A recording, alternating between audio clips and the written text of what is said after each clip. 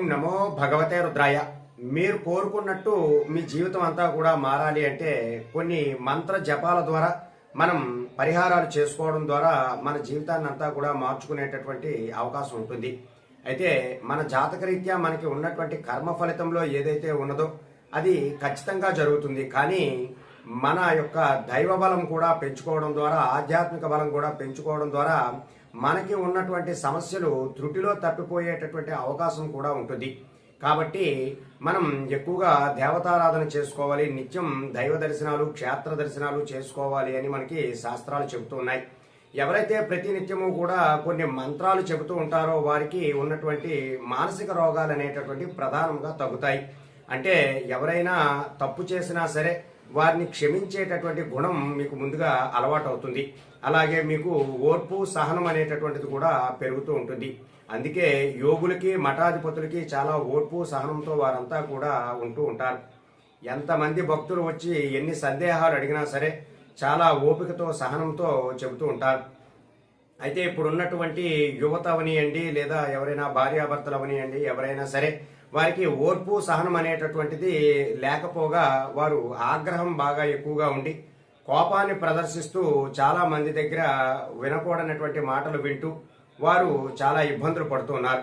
అయితే మీ జీవితం చక్కగా మార్చుకోవాలి, ఉద్యోగం అభివృద్ధి చెందాలి, లేదా ధన సంపాదన పెరగాలి, లేదా మీ మనసులో ఏదైనా ఇల్లు కొనుక్కోవాలి, అలా ఏవైనా కోరికలు ఉండేవండి.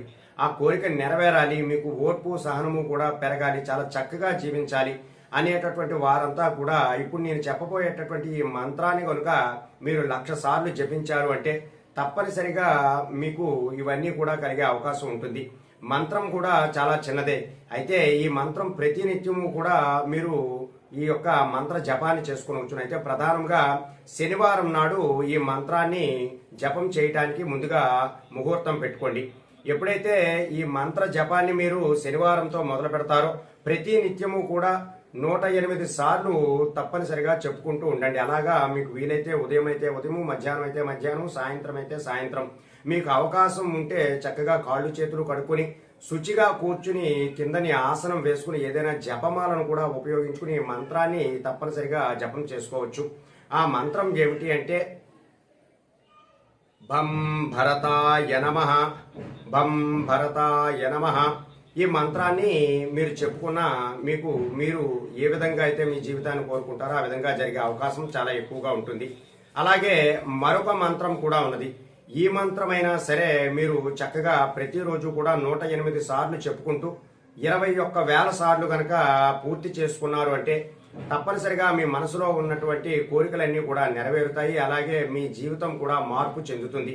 ఉద్యోగం కోరుకునే వారికి ఉద్యోగము, అలాగే వివాహం కోరుకునే వారికి వివాహము, సంతానం కోరుకునే వారికి సంతానము కూడా ఖచ్చితంగా వారికి కలుగుతుంది.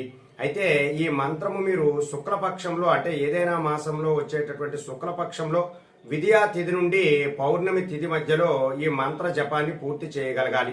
అలా గనక పూర్తి చేసినట్లు అయితే మీరు అనుకున్నటువంటి పనులు జరగడమే కాకుండా మీకు మీ జీవితం అంతా కూడా మారే అవకాశం చాలా చక్కగా ఉంటుంది. అయితే ఆ మంత్రం ఏమిటి అంటే ఓం హర త్రిపుర హర భవాని బాలా రాజా ప్రజా మోహిని సర్వశత్రు విధ్వంసిని మమ చింతిత ఫలం దేహి దేహి భువనేశ్వరి స్వాహ. మరొకసారి చెబుతున్నాను, ఆ మంత్రం చూడండి. ఓం హర త్రిపుర హర భవాని బాలా రాజా ప్రజా మోహిని సర్వశత్రు విధ్వంసిని మమ చింతిత ఫలం దేహి దేహి భువనేశ్వరి స్వాహ. ఈ మంత్రాన్ని మీరు 21,000 సార్లు పూర్తి చేసిన తర్వాత ప్రతినిత్యము కూడా 108 సార్లు కనుక చెప్పుకున్నారంటే మీ జీవితం అంతా కూడా మారేటటువంటి అవకాశం చాలా ఎక్కువగా ఉంటుంది.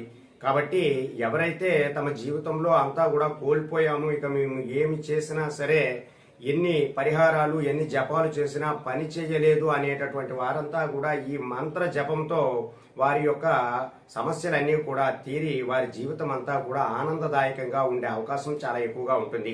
కాబట్టి ఈ 2 మంత్రాలలో ఏ మంత్రమైనా సరే మీరు జపంతో మొదలు పెట్టుకుని చక్కగా పూర్తి చేసుకున్నట్లయితే మీరు కోరుకున్నట్టుగా మీ జీవితం అంతా కూడా మారుతుంది. కాబట్టి ఈ పరిహారాలు ఆచరించడానికి ప్రయత్నం చేయండి. సర్వే జన సుఖనో భవంతు. శుభం.